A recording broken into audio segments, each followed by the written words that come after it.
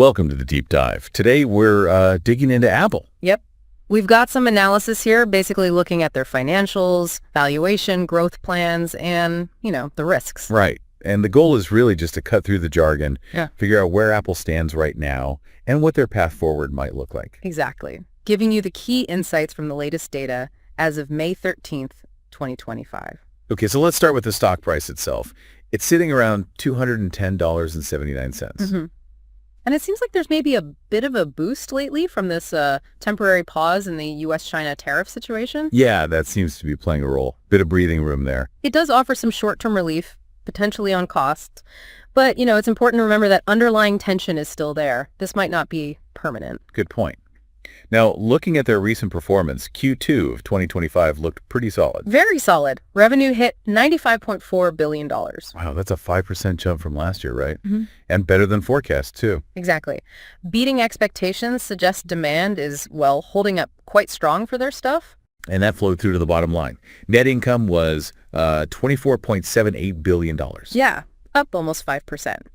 And the earnings per share, $1.65, also came in ahead of the $1.62 people were expecting. Plus, that gross margin is notable, 47.05%.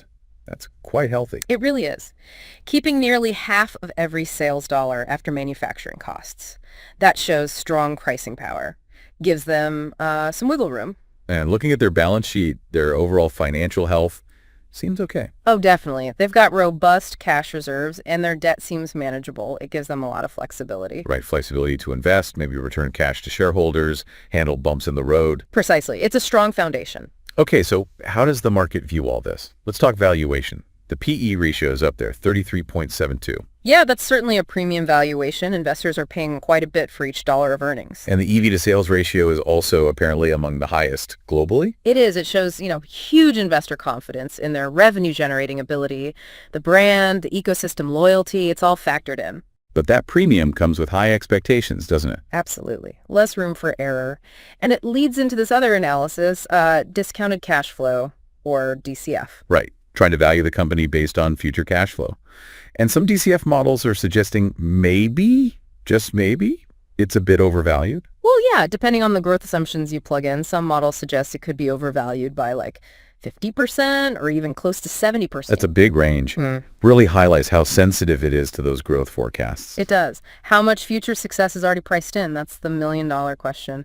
Or maybe $1 trillion in Apple's case. So speaking of growth, AI is obviously a huge buzzword. That's seen as a major driver, especially for the next iPhone. Yeah, the iPhone 16. The expectation is that AI features will be a big selling point. Projections are for 240 million iPhones in fiscal 2025. 240 million. That's just massive.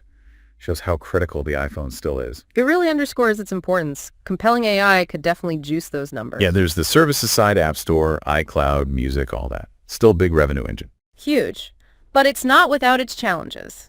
There are ongoing legal fights. Like the Epic Games lawsuit, right? And some antitrust scrutiny over their deal with Google. Exactly. Those are definite headwinds. They could potentially impact how services operate and, the revenue they bring in. Worth keeping an eye on. Strategically, though, they're making moves with their supply chain, shifting production. Yeah, diversifying away from such heavy reliance on China, more manufacturing moving to India and Vietnam. I read that by the June quarter, most U.S.-sold iPhones might actually be made in India.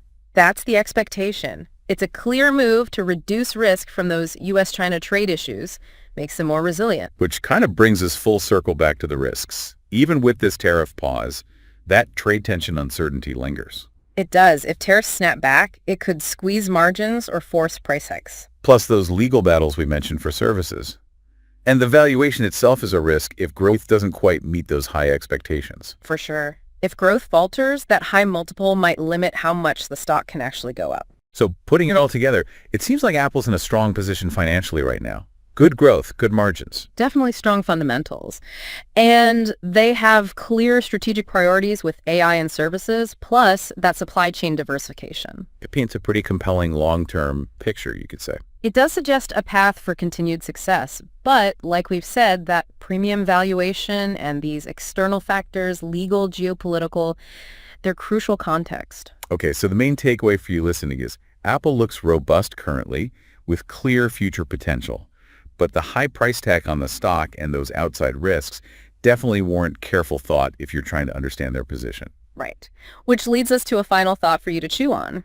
Given that potential overvaluation suggested by some models and these ambitious plans relying heavily on AI success and navigating tricky legal waters, what single factor do you think will be the ultimate decider for Apple's success over the next few years? Will it be the tech, the politics, the legal outcomes, or something else entirely?